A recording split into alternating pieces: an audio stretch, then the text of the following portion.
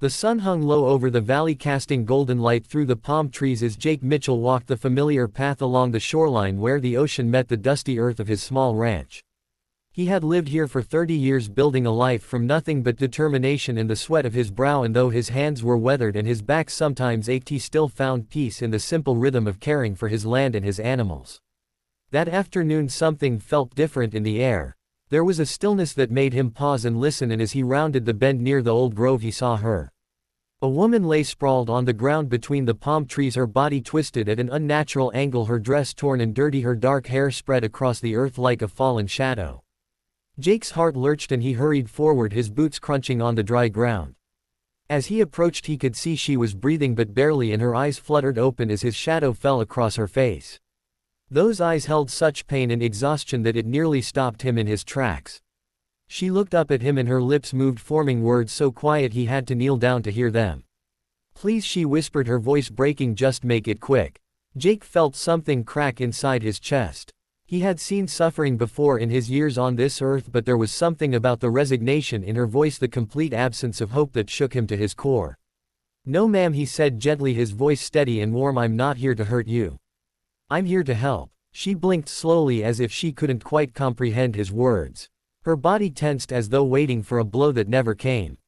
"My name is Jake," he continued, keeping his voice low and soothing like he would with a frightened animal. "You're on my property and you're hurt badly, but I promise you're safe now. Can you tell me your name?" The woman stared at him for a long moment and he could see the war happening behind her eyes, the disbelief fighting against a desperate need to trust. "Elena," she finally breathed, the word barely audible. "Elena," he repeated, nodding slowly. "That's a beautiful name and I'm going to take care of you, Elena, but first I need to know where you're hurt so I can help you properly." She tried to speak, but a wave of pain washed over her face and she gasped, her hand instinctively moving to her side. Jake could see now the dark stain spreading across her dress and the odd angle of her leg. His medical knowledge was limited to what he'd learned from years of ranch work, but he knew enough to understand she needed more help than he could provide alone. The nearest hospital was 40 miles away and he had no phone service out here in this remote corner of the coast. "I'm going to lift you now," he told her, his voice firm but gentle. "It's going to hurt and I'm sorry for that, but I need to get you back to the house where I can tend to your wounds. Do you trust me?" Elena looked at him and something in his weathered face, in the kindness of his eyes, must have reached her because she gave the smallest nod. Jake slipped his arms beneath her as carefully as he could and lifted her against his chest. She cried out in pain and he whispered apologies as he began the slow walk back through the grove. His horse stood waiting nearby, patient and calm, and Jake was grateful for the animal's steady nature as he managed to get Elena draped across the saddle before climbing up behind her to hold her secure. The ride back to his small ranch house seemed to take forever. Elena drifted in and out of consciousness, her head falling against his shoulder, and Jake talked to her the whole way, telling her stories about the ranch, about the time he'd found a sea turtle tangled in fishing line and nursed it back to health, about the pair of dolphins that sometimes played in the surf at dawn. He talked to keep her awake and to keep the fear at bay, his own fear that he might lose this stranger before he even had a chance to save her. At the house Jake laid her on his own bed, the only one he had, and set to work with the supplies he kept for emergencies. He cleaned her wounds as gently as possible, and though he was no doctor he could see that her injuries, while serious, might not be fatal if infection didn't set in. Her leg was broken and he splinted it with wooden slats and strips of torn sheets. The gash in her side was deep but had mostly stopped bleeding. When he finished, Elena was unconscious but her breathing seemed steadier. Jake sat in the chair beside the bed and watched her chest rise and fall. He thought about calling for help, but something held him back. In the way she had begged him to end her life quickly, in the fear that had filled her eyes, there was a story of violence and terror. Whatever Elena was running from might still be looking for her. For 3 days Jake kept vigil. He bathed her forehead with cool water when fever came and spooned broth between her lips when she was lucid enough to swallow. He changed her bandages and whispered encouragement when she whimpered in pain. On the 4th day Elena opened her eyes fully and looked at him with clear recognition. "Why?" she asked, her voice rough from disuse. "Why are you doing this?" Jake set down the bowl of broth he'd been preparing and moved to sit beside the bed. "Because you needed help," he said simply. "And because I know what it's like to feel alone in this world." Elena's eyes filled with tears. "You don't know what I've done," she whispered. "You don't know where I came from. I don't need to know, Jake replied. Whatever happened before you came here, that's your business, and if you want to tell me someday I'll listen, but right now all that matters is that you're here and you're healing.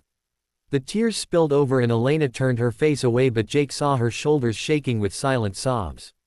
He left her alone for a while, giving her space to grieve whatever she needed to grieve. Over the following weeks Elena grew stronger. Jake helped her sit up in bed, then later helped her stand and take tentative steps around the room. Her leg was healing, though she would always walk with a slight limp, and the wound in her side had closed, leaving an angry red scar. As her body mended, something else began to heal too. The haunted look in her eyes started to fade, replaced gradually by something that looked almost like peace.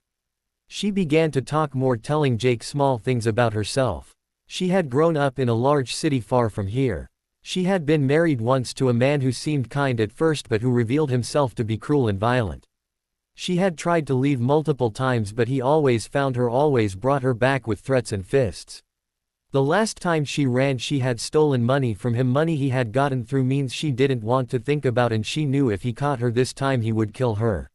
She had been on foot for days, hiding during the day and walking at night when his men finally caught up with her on the road. They had beaten her and left her for dead in the grove, not realizing Jake's property was nearby. I should leave, Elena said one evening as they sat on the porch watching the sun set over the water. I'm putting you in danger by being here. Jake was quiet for a moment. Then he said, my wife passed away 8 years ago.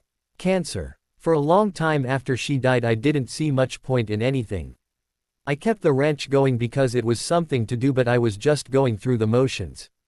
You being here, Elena, it's reminded me what it feels like to care about something again, to have a purpose beyond just surviving. So if you want to leave, that's your choice.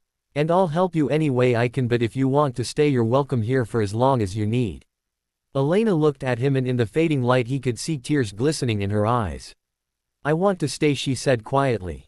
At least for a little while. The weeks turned into months. Elena grew strong enough to help around the ranch, feeding the chickens, gathering eggs, tending the small garden Jake kept behind the house. She learned to ride his horse, and sometimes in the early morning Jake would see her down by the water just standing and watching the waves. There was something peaceful about having her there. The house felt alive again, filled with the sounds of another person moving through the rooms, the smell of bread baking, the sight of clothes hanging on the line. They fell into an easy companionship built on mutual respect and unspoken understanding. They didn't need many words between them. Sometimes they would sit on the porch in the evening and not speak at all, just listening to the ocean and the night birds. It was enough. One day, nearly 6 months after Jake had found her, Elena came to him with a newspaper she'd picked up in town. Her hands were shaking as she showed him the article. Her husband had been arrested on multiple charges, including assault and racketeering. He was going to prison for a very long time. Elena sank into a chair and put her face in her hands. I'm free, she said, the words muffled against her palms. I'm actually free. Jake knelt beside her chair and took her hands in his. You've always been free, he said gently. Free to choose who you want to be and how you want to live and where you want to go from here. Elena looked at him, and something passed between them, something that had been growing slowly like a seed pushing up through dark soil, reaching for light. I want to stay, she said. Not because I'm running anymore, but because this feels like home. Jake smiled, and it was the first real smile he'd worn in years. Then stay, he said. Stay as long as you want. They were married the following spring in a simple ceremony on the beach with just a handful of neighbors as witnesses. Elena wore a simple white dress and flowers in her hair, and when Jake took her hands and promised to love and protect her, she knew with absolute certainty that these were not empty words. This man had already proved his kindness when she had nothing to offer him but broken pieces. He had seen her at her worst and chosen to see her worth anyway. Their life together was quiet and full of small joys. They worked side by side on the ranch, growing vegetables and raising animals and selling their goods at the local market. They walked on the beach in the evenings and sometimes danced in the kitchen when the radio played songs they remembered from their youth. Elena learned to laugh again, really laugh, the kind of laughter that comes from deep in the belly and leaves you breathless and happy. Jake learned to open his heart again, to trust in tomorrow instead of just enduring it. They grew old together the way all people do if they're lucky. Their hair turned gray and their steps grew slower, but their hands remained intertwined. They adopted a stray dog who followed them everywhere, and later a cat who slept in the sunny spot by the window. They never had children, but they became like parents to several young people in the community, offering guidance and a listening ear and sometimes just a safe place to rest. One evening many years after that day in the grove, Jake and Elena sat on their porch watching another sunset. Elena's head rested on Jake's shoulder and his arm was around her waist. "Do you ever think about that day?" Elena asked softly. "The day you found me." "Every day," Jake replied. "It was the day my life started again." "Mine too," Elena said. She was quiet for a moment, then added, "I was so certain. The world had nothing good left in it, and then you proved me wrong. You didn't just save my life, Jake, you gave me a reason to want to live it." Jake kissed the top of her head. "We saved each other," he said. "That's what love does." They sat there as the sun dipped below the horizon, painting the sky in shades of orange and pink and purple. The palm trees swayed in the evening breeze and the ocean whispered its eternal song. Inside the house the lamp was lit, casting a warm glow through the windows. Everything was exactly as it should be. Two people who had been lost had found each other, and in finding each other they had found their way home. And that he thought was the greatest gift of all. Not the dramatic rescue or the triumphant victory, but the quiet everyday miracle of two hearts choosing kindness, choosing hope, choosing to believe that even after the darkest night the sun would rise again. Elena squeezed his hand and he squeezed back. No words were needed. They sat together in the gathering darkness, listening to the world breathe around them, grateful for every moment, grateful for the unthinkable act of compassion that had brought them to this place. Grateful for the life they had built together, one small act of kindness at a time.